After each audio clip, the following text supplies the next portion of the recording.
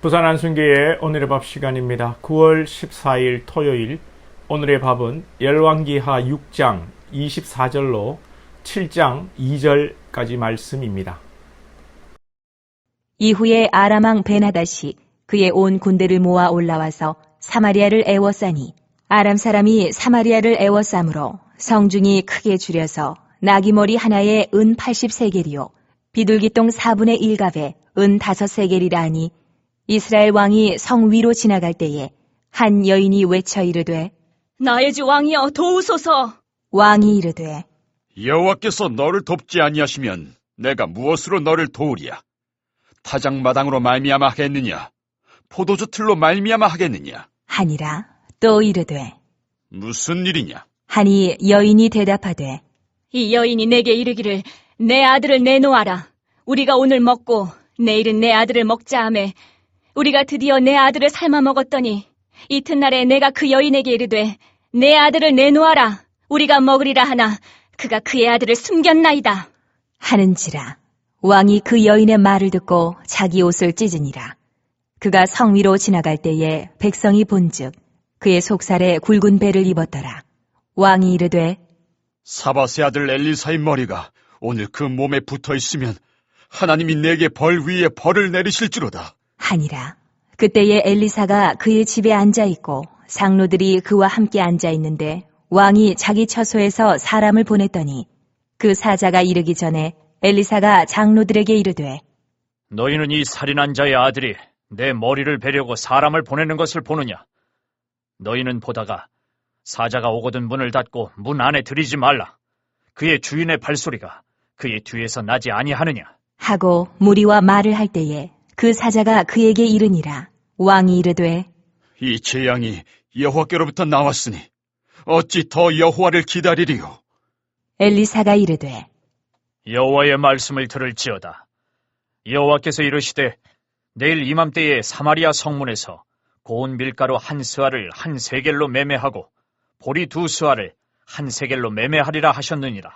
그때에 왕이 그의 손에 의지하는 자 곧 한 장관이 하나님의 사람에게 대답하여 이르되 여호와께서 하늘에 창을 내신들 어찌 이런 일이 있으리요? 하더라. 엘리사가 이르되 내가 내 눈으로 보리라. 그러나 그것을 먹지는 못하리라. 하니라. 본문 앞에 23절에서 아람 군대가 다시는 이스라엘 땅에 들어오지 못했다라고 했는데 오늘 본문에서는 다시 아람 군대가 사마리아를 포위하는 내용입니다. 성경에 오류가 있는 것이 아니라 한동안 아람이 물러났고 평화가 있었다는 의미로 그렇게 표현한 것이고 다시 아람이 사마리아를 공격하는 것입니다.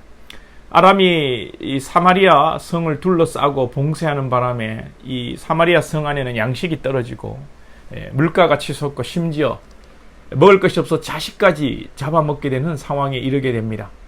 25절에 성중이 크게 줄여서 나귀 머리 하나에 은 80세겔이요.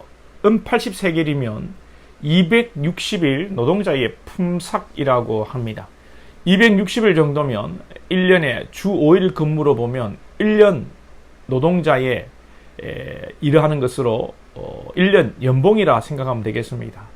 나귀 머리를 하나 사는데 1년 연봉이 필요하다. 양식이 없는데 먹고 살려면 뭐 이렇게라도 당장 해야 되는 것이죠. 또 그리고 비둘기똥, 비둘기도 하찮은 것인데 비둘기똥도 귀하게 된 것입니다. 그리고 우리가 잘 아는 대로 또 두 여인의 이야기. 오늘은 너가 아들 잡아먹고 내일은 우리 아들 잡아먹자. 그리고 내일이 되어서 아들을 숨기는. 참 이게 말이 됩니까? 어찌 자식을 부모가 잡아먹습니까? 말이 안 됩니다. 그런데 인간이 원래 그렇습니다. 자기가 복받자고 자식을 몰래 우상에게 불태워 바치는 게 여러분 인간입니다. 자기 자랑하고 자기 체면 때문에라도 자식 성공시키려고 하는 게 부모입니다. 그만큼 여러분 인간이요 악합니다. 자기를 위해 살아가는 존재가 인간입니다. 자기를 위해서 자식을 삶아 먹는 것도 모자라서 하나님까지 심판하고 판단하는 존재가 인간입니다. 이런 상황을 시찰하는 이 이스라엘 왕이 자기 옷을 찢으며 슬퍼합니다. 30절에 왕이 그 여인의 말을 듣고 자기 옷을 찢으니라. 그가 성 위로 지나갈 때에 백성이 본즉 그의 속살에 굵은 배를 입었더라. 이 백성들을 시찰하면서 슬퍼하고 굵은 베옷을 입었다는 것은 스스로 자기를 돌아보고 회개한다는 의미입니다. 그런데 겉으로는 그런 모습을 갖추었으나 이내 이스라엘 왕이 뭐라고 합니까? 31절에 보면 왕이 이르되 사밧의 아들 엘리사의 머리가 오늘 그 몸에 붙어 있으면 하나님이 내게 벌 위에 벌을 내리실지로다 하니라. 이 모든 것이 엘리사의 탓이라는 것입니다. 엘리사의 탓으로 돌리는 것은 곧 하나님의 탓으로 돌리는 것입니다. 결국 사람은 이 잘 되면 자기 탓, 못 되면 조상 탓이라는 말이 틀린 게 없습니다.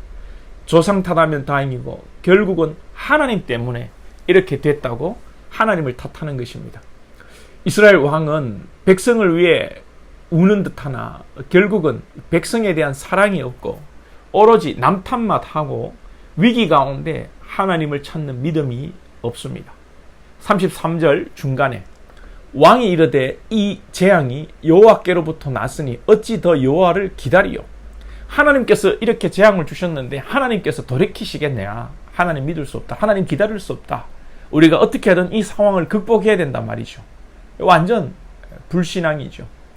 하나님께서 이렇게 하셨다면 당연히 이 문제의 해답도 하나님이 가지고 계심을 믿고 하나님께 바짝 엎드려 은혜를 구해야 함에도 불구하고 완악한 이스라엘 왕은 하나님은 벌을 내리시는 하나님, 심판하시는 하나님으로 만들어버리고 자기 스스로 문제를 해결하고자 하는 것입니다.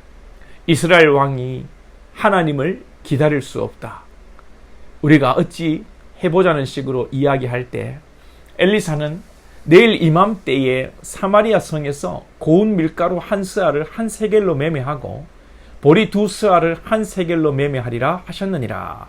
이 밀가루 보리 가격은 엄청 싼 가격입니다. 그러니까 하루아침에 물가가 안정이 되고 사마리아 성읍에 평화가 깃들게 될 것이라는 것입니다. 이 말이 맞는지 안 맞는지는 내일 보면 결과가 나옵니다.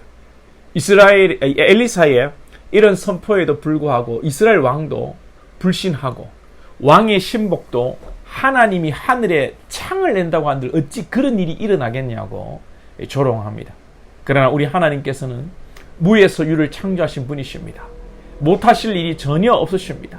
무에서 유를 창조하신 분이 있는 거에서 뭘 못하시겠습니까? 하나님의 전능하심을 믿을 때엔 하나님의 기적을 우리가 경험할 줄로 믿습니다. 반대로 믿지 않을 때에 기적은 남의 것이 되고 닥쳤던 개가 되어서 허망한 결과를 맞이하게 되는 것입니다. 그래서 엘리사는 7장 2절 하반절에 네가 네 눈으로 보리라 그러나 그것을 먹지는 못하리라 하니라. 분명히 나타나는 현상을 보지만 먹지도 만지지도 누리지도 못하고 심판을 받아 죽는다는 것입니다. 이게 여러분 지옥이죠. 지옥에서 천국을 본다고 한번 생각해 보세요.